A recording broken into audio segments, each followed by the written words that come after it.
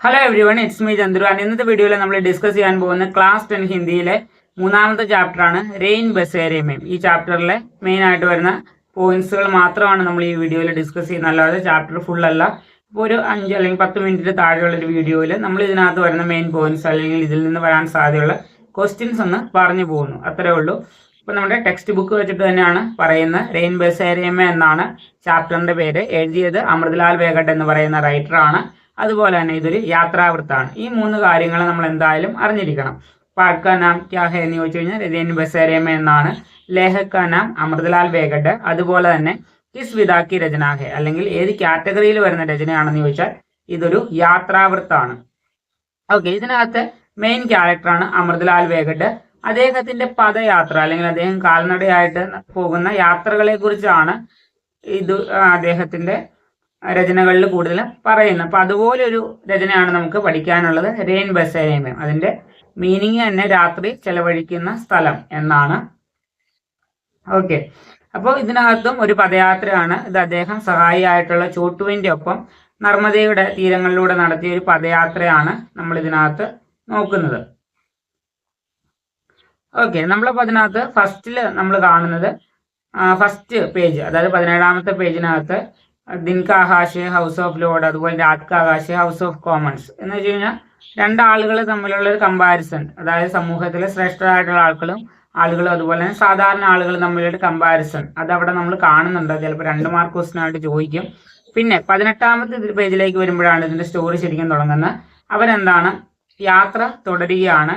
അപ്പൊ ബാരിഷ് കെ വജഹസെ ഉന്നെ ഏക് ഗാവ് മേ രുക്നാ പട. ബാരിഷ് അല്ലെങ്കിൽ മഴ കാരണം അവർക്ക് ഒരു ഗ്രാമത്തിൽ നിൽക്കേണ്ടതായിട്ട് വന്നു. ആ ഗ്രാമത്തിന്റെ പേരാണ് പത്തോഡ. ഓക്കെ, പത്തോഡ എന്ന് പറയുന്ന ഗ്രാമത്തിലാണ് അവര് നിന്നത്. അവിടെ ഒരു അമ്പലമുണ്ട് അല്ലെങ്കിൽ ഒരു മന്ദിറുണ്ട്, മഹാമുല്ലോകനെ രാത് ബിതായ.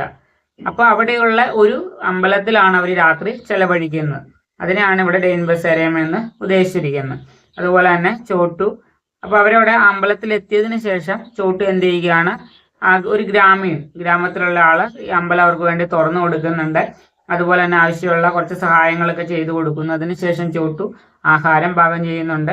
അപ്പൊ അതിന് പോലെ തന്നെ ആ ഗ്രാമത്തിൽ സോയാബീൻ വിളവെടുക്കുന്ന സമയമാണ്. അപ്പൊ മഴ വന്നു കഴിഞ്ഞാൽ സോയാബീനെ അത് ബാധിക്കും. അത് കർഷകർക്ക് ഒത്തിരി നഷ്ടം വരും. ഇതും 2 മാർക്ക് ക്വസ്റ്റ്യൻ ആയിട്ട് ചിലപ്പോൾ വരാം. ഈ പാനിസെ കിസാനോ കാ ഭാരി നുക്സാൻ ഹോ രഹാ ഹൈ ക്യോ. അതായത് ഈ ബാരിഷ് അല്ലെങ്കിൽ മഴ കാരണം കർഷകർക്ക് ഒത്തിരി നഷ്ടം വരുന്നുണ്ട്, അതിന്റെ റീസൺ എന്താണ് ഓക്കെ എന്ന് ചോദിക്കാം. ഓക്കെ, അതുപോലെ തന്നെ എന്താണ് ആ രാത്രിയിൽ ചോട്ടു ആഹാരം പാകം ചെയ്തതിനു ശേഷം അവര് കിടക്കുന്നു. അപ്പൊ അന്നേരം പാകലാദ്യം ഒരു ഭ്രാന്തനായിട്ടുള്ള ഒരാള് അവരുടെ അടുത്ത് വന്നവരെ ശല്യം ചെയ്യുന്നുണ്ട്. അതാണ് നമ്മൾ അടുത്തായിട്ട് കാണുന്നത്. അപ്പനെ ആപ്കോ CID ഇൻസ്പെക്ടർ ബത്താനേലക. അയാൾ പറഞ്ഞ കാര്യമാണ്, താനൊരു CID ഇൻസ്പെക്ടർ ആണെന്നാണ് പറയുന്നത്. അതുപോലെ തന്നെ ചാബുക്സെ മാർനേക്ക് ദംകി, ഒരു ചാട്ടവാറ് കൊണ്ട് അടിക്കും എന്ന് പറഞ്ഞിട്ട് ഇവരെ പേടിപ്പിക്കുന്നുണ്ട്. അപ്പൊ ഈ കാര്യങ്ങളൊക്കെ ഇതിനകത്ത് ഈ യാത്രാവിവരണത്ത് നടക്കുന്നുണ്ട്. അതിനുശേഷം എന്ത് ചെയ്യുകയാണ്, ഈ പാഗൽ ആദ്മി ഉൻകെ പിട്ടു ഹോൽക്കർ ഏക് ചീസ് നികാൽക്കർ ബാഗർ ഫേങ്നേലേക. അതിനുശേഷം ഈ ഭ്രാന്തനായിട്ടുള്ള ആളെന്താണ് ചെയ്യുന്നത്, അവരുടെ കയ്യിലുള്ള ബാഗ്, അതിന് പിട്ടു എന്നാണ് പറയുന്നത്, ആ ബാഗ് തുറന്നിട്ട് എല്ലാ സാധനങ്ങളും എടുത്ത് പുറത്തേക്ക് വലിച്ചെറിയുന്നു. ഉന്മേ ചാക്കു ബീത, അതിനകത്തൊരു കത്തിയും ഉണ്ടായിരുന്നു. ഉസ്കെ അലാവ കുച്ച് കിതാബ് ബീത, അപ്പൊ കുറച്ച് പുസ്തകങ്ങളും ഉണ്ടായിരുന്നു. ആ പുസ്തകങ്ങൾ കണ്ടു കഴിഞ്ഞപ്പോൾ അയാളുടെ ബിഹേവിയർ പെട്ടെന്ന് മാറുകയാണ്. കാരണം ഒരു ടീച്ചറാണ് മുമ്പിൽ നിൽക്കുന്നത്, അല്ലെങ്കിൽ എഴുത്തും വായന അറിയാവുന്ന ഒരാളാണ് മുമ്പിൽ നിൽക്കുന്നത് എന്നൊരു തോന്നൽ നമ്മുടെ ഈ ഭ്രാന്തനായിട്ടുള്ള ആൾക്ക് വരുന്നു. ഓക്കെ, നിങ്ങളിത് പാഠം നേരത്തെ പഠിച്ചിട്ടുണ്ടെങ്കിൽ ഇത് ജസ്റ്റ് ഒന്ന് കേൾക്കുക, അത്ര മാത്രമേ ഉള്ളൂ.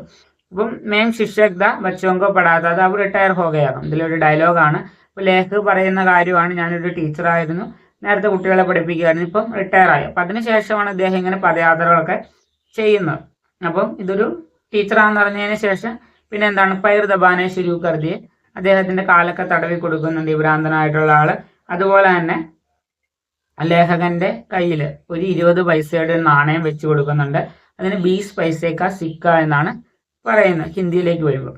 ഓക്കെ, അപ്പൊ അത്രയുമാണ് ഇതിനകത്ത് ഇൻസിഡന്റ് ഉള്ളത്. പിന്നെ അവര് എന്താണ് പതിയെ ലേഖ ഇതിനെക്കുറിച്ച് കൂടുതൽ ആലോചിക്കുമ്പോൾ അദ്ദേഹത്തിന് മനസ്സിലാവുകയാണ്, ഒരു പക്ഷേ ഇയാളുടെ ആ മനസ്സിൽ എന്തായാലും ഒരു ടീച്ചറിനെ ബഹുമാനിക്കണം എന്നൊരു കാര്യം ഉണ്ടായിരുന്നിരിക്കാം. അതായിരിക്കും ഇപ്പം അങ്ങനെ ബിഹേവ് ചെയ്ത് എന്ന രീതിയിൽ ലേഖകൻ ചിന്തിക്കുന്നു. പിന്നെ പോകുന്ന വഴിക്ക് അവസാനം എന്ത് ചെയ്യുന്നു, ഒന്നുകൂടി ഇവർ തമ്മിൽ കണ്ടുമുട്ടുന്നുണ്ട്. ഏകദേശം അത്രയാണ് ഇതിനകത്ത് വന്നിട്ടുള്ള മെയിൻ പോയിന്റ്സുകൾ. അപ്പോൾ ഇതുവരെ കിട്ടിയതിൽ വെച്ച് ഏറ്റവും വലിയ റെസ്പെക്റ്റ് ആയിട്ടാണ് നമ്മുടെ ലേഖക് ഇതിനെ കാണുന്നത്. ഓക്കെ, കാരണം ടീച്ചറാന്ന് പറഞ്ഞപ്പം തന്നെ അയാളുടെ ബിഹേവിയർ അവിടെ പെട്ടെന്ന് മാറുകയാണ് ഉണ്ടായത്. അപ്പോൾ ഇതാണ് ഇതിനകത്ത് വന്നിട്ടുള്ള മെയിൻ പോയിന്റ്സുകൾ ഇതാണ്. അപ്പോൾ ഇതിൽ നിന്ന് ചോദിക്കാവുന്ന സാധ്യതയുള്ള ക്വസ്റ്റ്യൻസ് ആണ് സഹി പ്രസ്താവ് ചുൻകർ ലിഖെ. നമ്മുടെ ക്വസ്റ്റ്യൻസിനകത്തുള്ളതാണ്. കറക്റ്റ് ആയിട്ടുള്ള സെന്റൻസ് ചൂസ് ചെയ്ത് എഴുതാൻ ചോദിക്കാം, അല്ലെങ്കിൽ ക്രംസെ ലിഖിയെ അല്ലെങ്കിൽ ക്രമപ്പെടുത്തി എഴുതാൻ പറഞ്ഞു പക്ഷേ ചോദിക്കാം. പിന്നെ പാത്ര ഓർ വിശേഷത, ഇതിലെ മെയിൻ ക്യാരക്ടേഴ്സ് അവരുടെ പ്രത്യേകതകളും. ലേഖകുണ്ട്, അതിന് അമൃതലാൽ വേഗട്ട് എന്നാണ് പേര്. ചോട്ടു ഉണ്ട്, പാഗൽ ആദ്മി, 3 മെയിൻ ക്യാരക്ടേഴ്സ് ആണ് വരുന്നത്. പിന്നെ ഒരു യുവകുണ്ട്, അത് പാഗൽ ആദ്മിയുടെ മകനാണ്, അതുകൂടി ഒന്ന് ഓർക്കുക. പിന്നെ ഇതിൽ നിന്ന് വരാൻ സാധ്യതയുള്ളൊരു ക്വസ്റ്റ്യൻ ആണ് പട്കഥാക്കെ ദൃശ്യ. അതായത് ഒരു സ്ക്രിപ്റ്റ് എഴുതാനായിട്ട് നിങ്ങളുടെ അടുത്ത് മിക്കവാറും ഇതിൽ നിന്നായിരിക്കും ക്വസ്റ്റ്യൻസ് വരിക. അപ്പോൾ അത് സിറ്റുവേഷൻ ഏതാണെന്ന് ഐഡന്റിഫൈ ചെയ്തിട്ട് വേണം അത് എഴുതാനായിട്ട്. അതുപോലെ തന്നെ ചിലപ്പം ഒരു യാത്രാ വിവരണം, ഒരു ചെറിയ യാത്രയുടെ വിവരണം എഴുതാനും പറഞ്ഞ് ഒരു ടിപ്പണിയായിട്ടൊക്കെ ചോദിക്കാവുന്നതാണ്. പക്ഷെ സ്ക്രിപ്റ്റ് എന്തായാലും ഉണ്ടായിരിക്കും. അപ്പോൾ ഇത്രയുമാണ് നമ്മൾ ഈ ഒരു ചാപ്റ്റർ ജസ്റ്റ് ഒരു 5 മിനിറ്റിൽ പറയുകയാണെങ്കിൽ ഇത്രയാണ് നമുക്ക് പറയാനുള്ളത്. അതെല്ലാം നമ്മൾ എക്സ്പ്ലെയിൻ ചെയ്ത് പോവുകയാണെങ്കിൽ കുറേ ഉണ്ട്.